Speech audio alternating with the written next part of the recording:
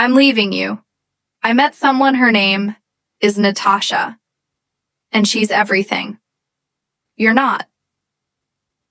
We're moving to the Maldives. Good luck with your grumpy mother. The words glared back at me from the screen of my phone.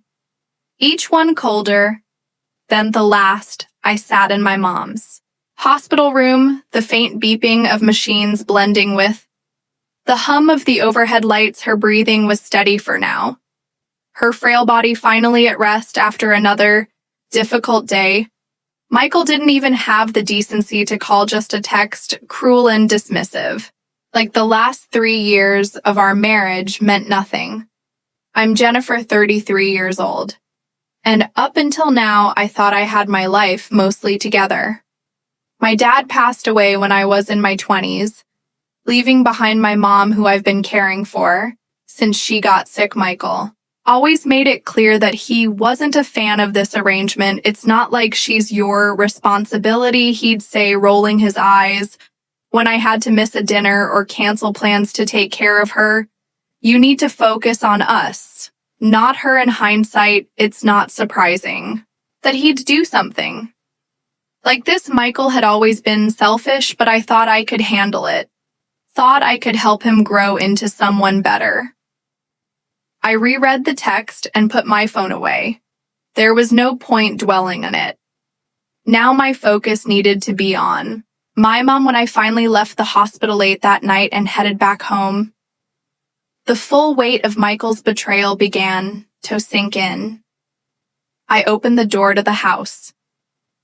We shared a space that suddenly felt unfamiliar, and let out a deep sigh as I dropped my bag onto the couch. Something caught my eye.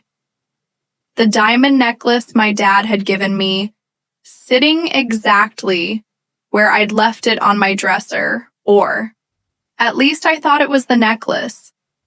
I picked it up, turning it over in my hands. It looked right at first glance, but something felt off. It seemed lighter than I remembered. I traced my finger along the clasp, noting the faint scratch marks that hadn't been there before. A wave of unease washed over me, but I pushed it aside.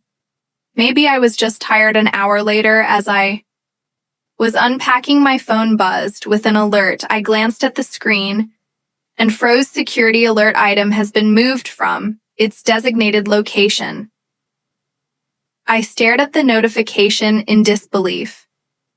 The tracking chip embedded in the clasp of my necklace, a precaution my dad insisted on when he gifted it to me, had been activated. The system had a delay, so Michael should have taken it a few hours earlier.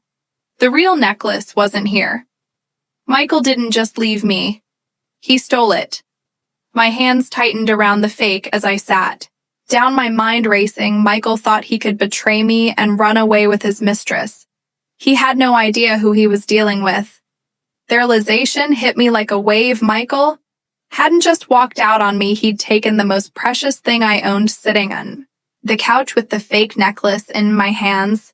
My mind raced through every possibility. When had he done it? How long had he been planning this?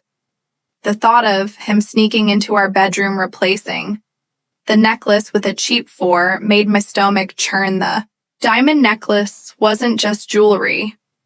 It was my dad's final gift to me, a symbol of his love and pride. Losing him had been the hardest thing I'd ever faced, and this necklace was one of the few tangible pieces of him I had left. Michael knew that he knew what it meant to me, and Hestel took it.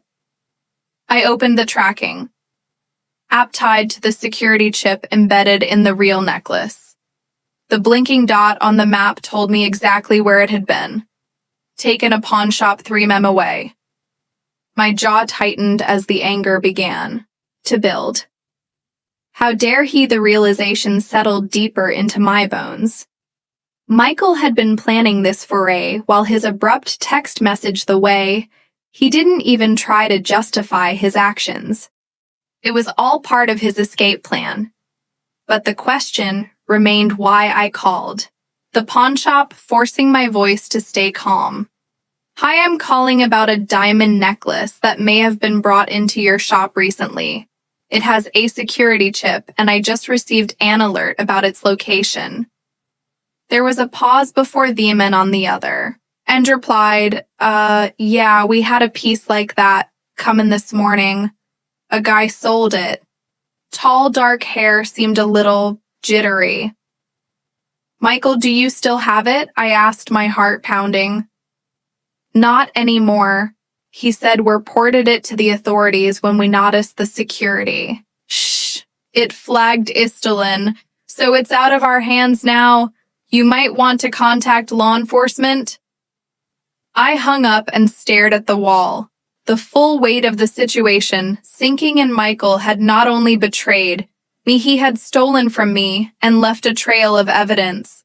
Behind my sadness turned into determination. I wouldn't let him get away with this if he thought he could. Walk away from our marriage with my father's necklace and live happily ever after in the Maldives with his mistress. He had another thing coming. Next morning, I contacted law enforcement and provided them with all the details. The tracking chips data, the pawn shop's report, and Michael's suspiciously timed departure were enough to catch their attention. An investigator from the FBI got involved, and they assured me that cases like this weren't uncommon. We'll handle it, the agent said. Firmly, a high-value item like this won't just disappear. Hearing those words gave me a sense of relief, but only a little. The diamond necklace wasn't just a high-value item, it was irreplaceable. As the hours passed, I pieced together the puzzle. Michael's betrayal wasn't just a spur-of-the-moment decision. The fake necklace, the sudden text, and the pawn shop visit all pointed to a carefully planned scheme I scrolled through. His social media, a habit I developed to track his erratic behavior over the years. That's when I found it. A photo posted just a few hours earlier. Michael was lounging on a pristine white sand beach, sunglasses, own a cocktail in hand, sitting next to him, grinning, like she'd won the lottery, was Natasha. She was everything he claimed. I wasn't young, carefree, and utterly clueless about the mess he'd left behind. The caption read, finally, living the dream, Maldives, life, new beginnings. My stomach churned, but not with sadness. Anger bubbled to the surface, sharp and unrelenting. He thought he was untouchable. He thought I'd sit there broken and powerless while he lived out his fantasy. But Michael didn't know me as well as he thought. I spent the rest of the day gathering every piece of evidence I could find: bank statements, messages, even receipts from the pawn shop that the investigator forwarded. Each document painted a picture of a man desperate to escape his failures, willing to betray the person who had supported him through every stumble. That evening, the investigator called with an update. We've traced the funds he received from the pawn shop. It looks like he funneled the money into an offshore account before leaving for the Maldives. We're coordinating with local authorities there to freeze the account and recover the necklace. A small smile tugged at the corners of my mouth. Michael had no idea that the fantasy he built for himself was already crumbling. I logged off my computer and sat back, holding the fake necklace in my hands. The rage I'd felt earlier was still there, but it was tempered now with something else. Determination. Michael thought he'd won, but this was just the beginning. The next morning, I walked into the investigator's office with a folder full of documents. My hands trembled slightly, but I wasn't going to let nerves get the better of me. This wasn't just about the necklace, it was about Justice Detective Chambers greeted me with a firm handshake. Jennifer, thank you for coming in. Let's go over everything you've brought. I laid out the evidence, meticulously: bank statements highlighting suspicious withdrawals, text messages showing Michael's erratic behavior, and even the receipts forwarded from the pawn shop. This is everything I could find. So said my voice steady. He didn't just take the necklace. He's been funneling money out of our joint account for months. Chambers nodded, his sharp eyes scanning through the papers. You've done a lot of the legwork for us. This gives us a strong starting point. He turned his attention to the tracking chip data I had provided. Earlier, the chip signal stopped when the necklace entered customs in the Maldives.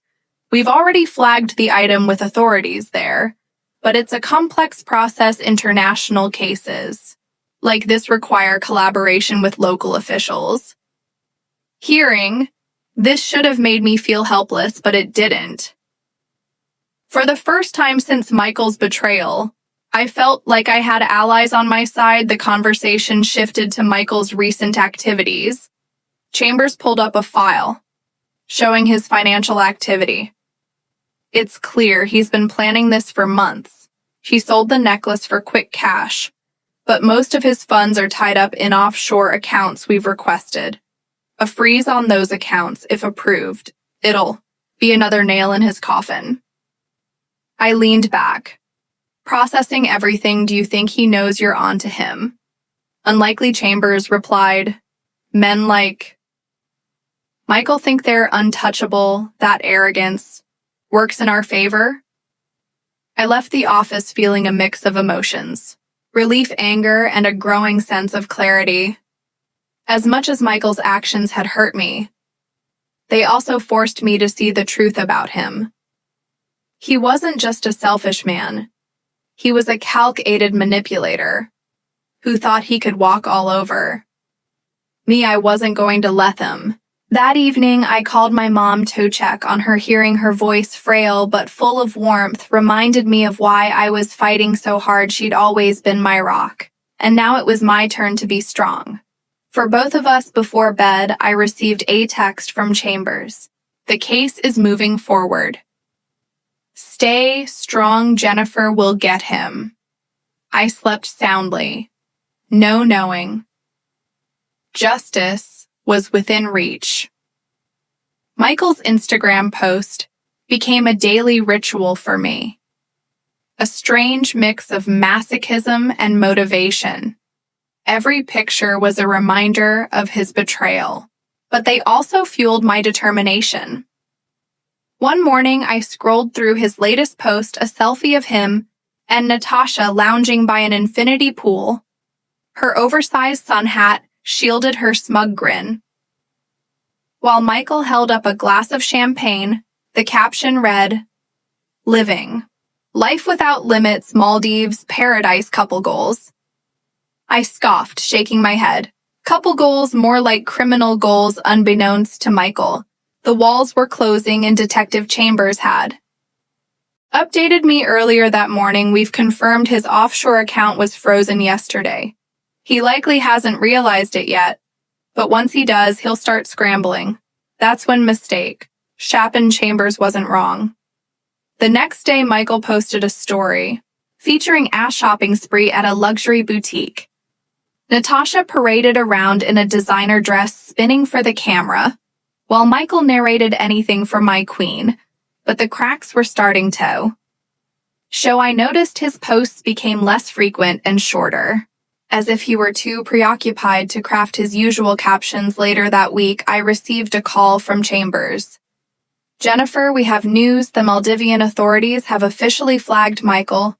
They're preparing to issue an arrest warrant based on the charges we've filed. It's just a matter of time." Now, hearing those words gave me a jolt of satisfaction. Michael had played his cards, thinking he held all the power. Noah's house of lies was crumbling, and he had no idea. Meanwhile, Natasha seemed blissfully unaware of the storm brewing around her. Another photo appeared on Michael's feed that evening, the two of them snorkeling in crystal clear water.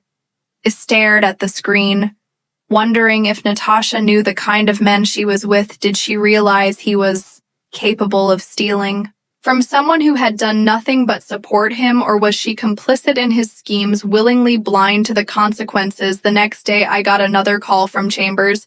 His tone was sharper this time. More urgent. "Jennifer, the arrest warrant has been issued. Local authorities are tracking Michael's movements.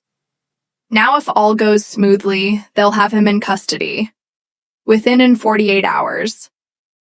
I hung up the phone and allowed myself a small smile.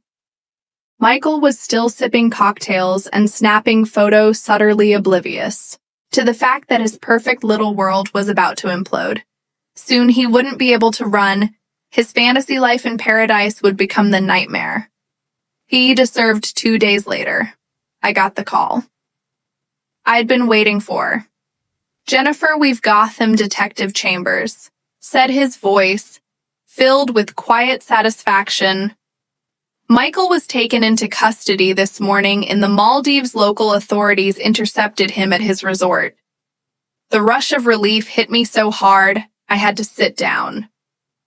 "What happens now?" I asked, barely able to contain the mix of emotions swirling inside me. "The Maldivian authorities are holding him pending extradition." Chambers explained he's also being charged locally for attempting to transport a flagged item across borders. Natasha wasn't detained, but he hesitated.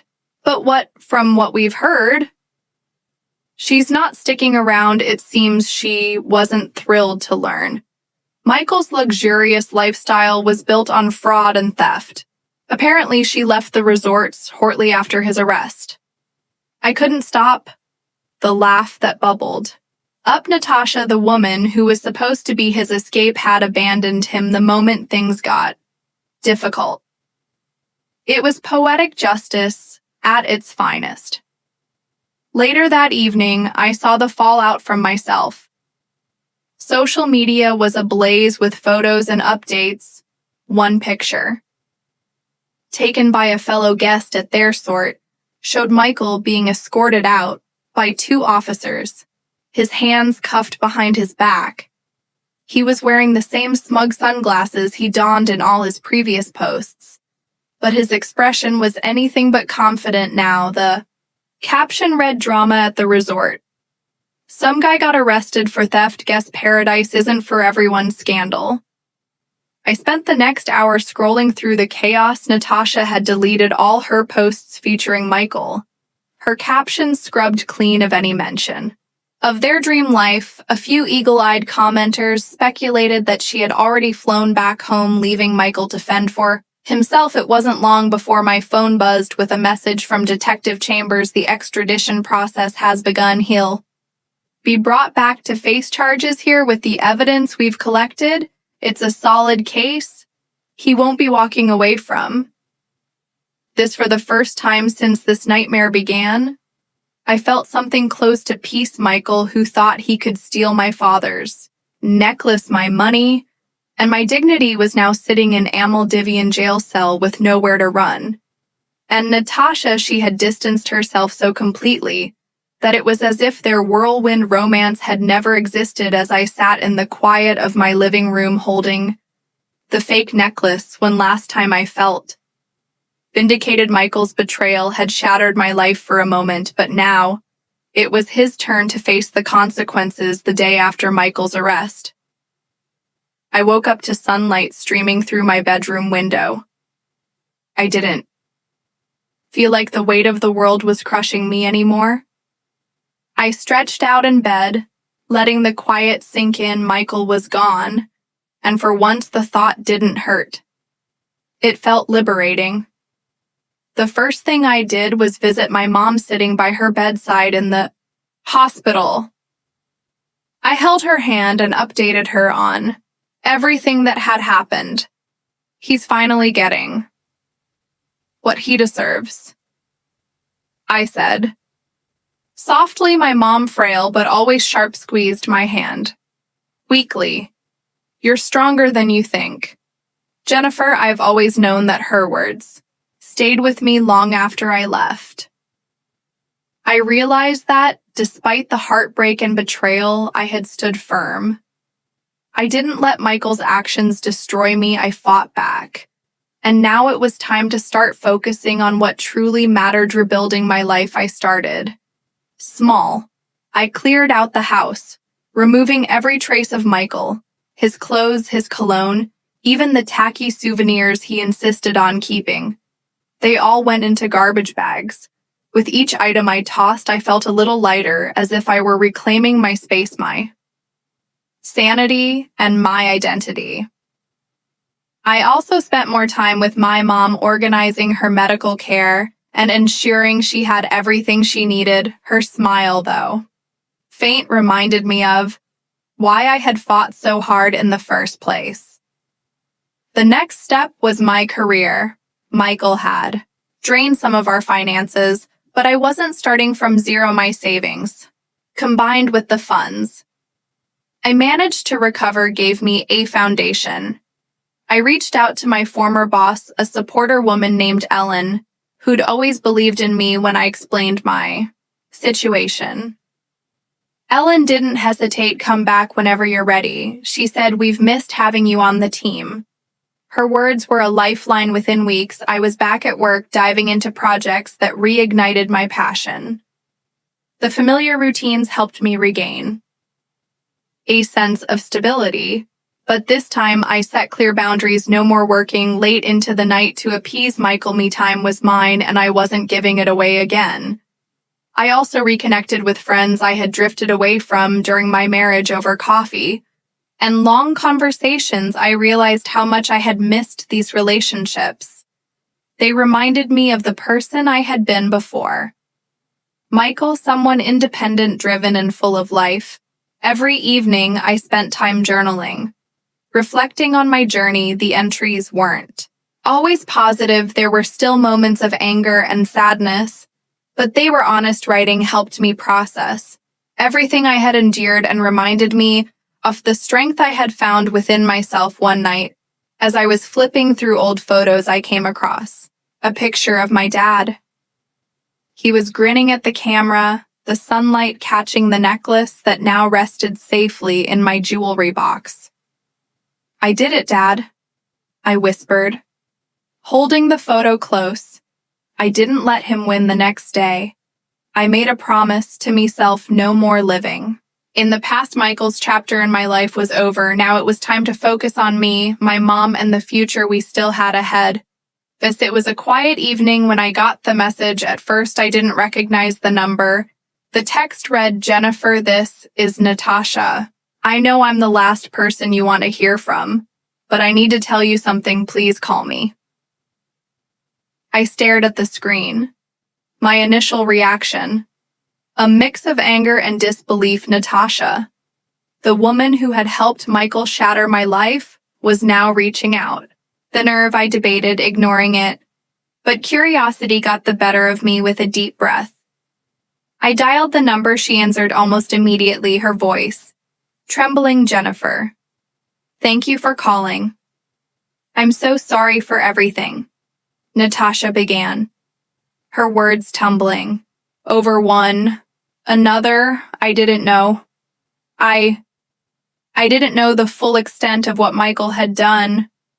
I didn't respond right away, letting the silence stretch just long enough to make her uncomfortable. What do you want, Natasha? She sighed, and I heard something that sounded like genuine regret. When I met Michael, he told me you were the one who wanted the divorce, that you were controlling, that you prioritized your mom over him, and that you were emotionally cold. I clenched my jaw, the old familiar anger bubble up. And you believed him? I did, she admitted at first. But over the past few weeks, I started noticing inconsistencies. He lied about so many things. Jennifer, about his finances, about why he left you, even about how he got the necklace. When I found out it was stolen, I couldn't look at him the same. Wait, there was a pause, and then she added, I left him the day he was arrested. I flew back home, and I've been trying to make sense of everything since I felt like you deserved to know. I let out a bitter laugh.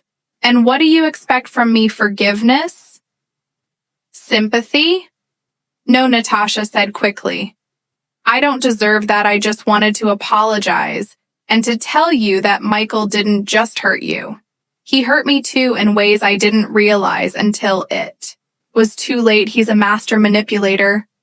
Her words hung in the air, and for a moment I considered the weight of them.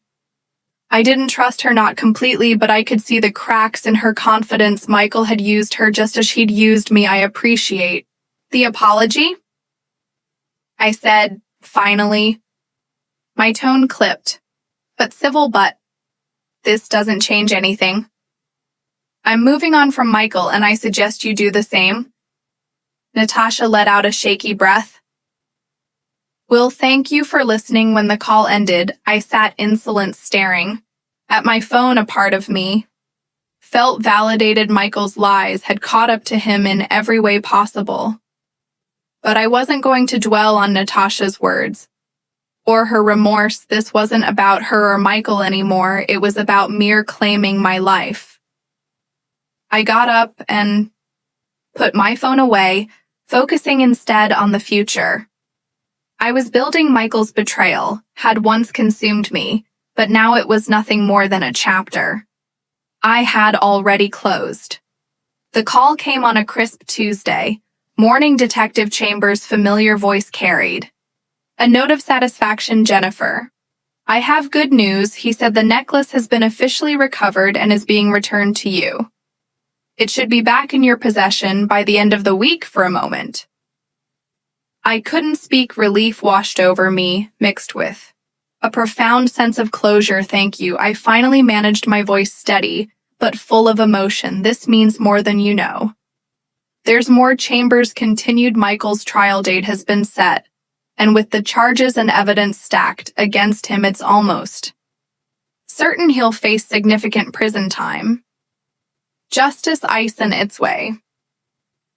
Hearing those words felt like the final piece of a puzzle falling into place. Michael, who had tried to destroy me, would finally face the consequences of his actions. When I hung up, I sat in quiet reflection. My father's necklace, the one tangible connection to his love and strength, was coming home. Michael's theft had been a desperate attempt to raise my sense of stability, but it had only proven how resilient I truly was. Looking out the window, I felt a surge of pride. I had faced betrayal, fought back, and emerged stronger. The day the necklace arrived, I picked it up from the investigator's office, holding it in my hands. I felt an overwhelming sense of peace. It sparkled just as brightly as it had the day my dad gave it to me. It wasn't just a piece of jewelry. It was a symbol of resilience, of love, and of everything I had overcome that evening. I sat with my mom in her hospital room, the necklace resting around my neck. Her eyes lit up when she saw it, a rare moment of clarity breaking through her usual fatigue. It's beautiful, she said softly, her voice barely above a whisper. It's home, I replied, taking her hand as I sat there. An idea began to form. My mom had been through so much. Watching her health decline, knowing how much I had sacrificed for her, she deserved something to look forward to, a chance to create new memories. That night I began planning a trip for the two of us, somewhere meaningful, yet peaceful. I thought about the places my dad had always wanted us to visit, together, settling on a quiet coastal town he had loved as a child. The next morning, I shared the idea with her once. You're feeling better. We're going, I said, showing her photos of the town. Her smile, faint but genuine, was all the confirmation I needed. This wasn't just about the trip. It was about reclaiming joy, about moving forward without letting the past define us. As I packed up my things that night, I felt a calm I hadn't known in years. The storm Michael had brought into my life was over, and the future, it was mine to build one step at a time.